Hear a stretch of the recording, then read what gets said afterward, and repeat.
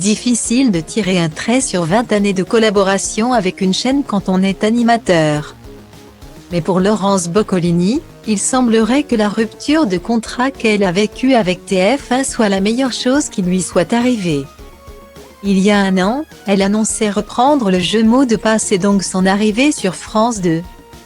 L'occasion d'expliquer les raisons qui l'avaient poussée à tourner cette page de sa carrière professionnelle, j'avais la sensation de ne plus travailler du tout et de tourner en rond.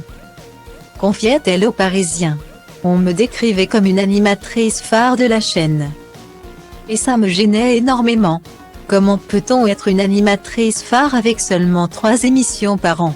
Ma saison à venir se résumait au grand concours des animateurs. Elle précisait également qu'elle avait la sensation de ne pas être une priorité. D'être devenue un bibelot, ces dernières années, les projets de nouvelles émissions ne m'étaient jamais proposés. Je n'ai pas senti que quelque chose me retenait à TF1. Il y a un an, Laurence Boccolini débarquait donc sur le service public pour le plus grand bonheur de ses nombreux fans. Ravi de la retrouver plus souvent sur le petit écran. Après Mots de passe, un mot peut en cacher un autre et les commentaires de l'Eurovision avec Stéphane Bern.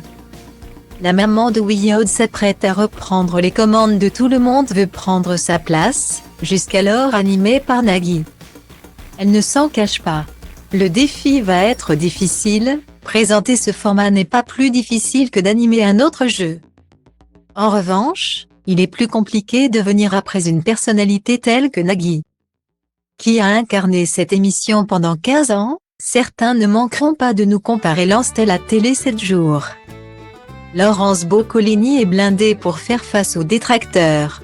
Elle a la meilleure des raisons puisque France Télévisions lui apporte ce que TF1 ne lui donnait plus, le courant passe très bien avec la direction, qui m'accorde toute sa confiance. Au fond, je n'ai qu'un seul regret, ne pas avoir quitté TF1 plus tôt.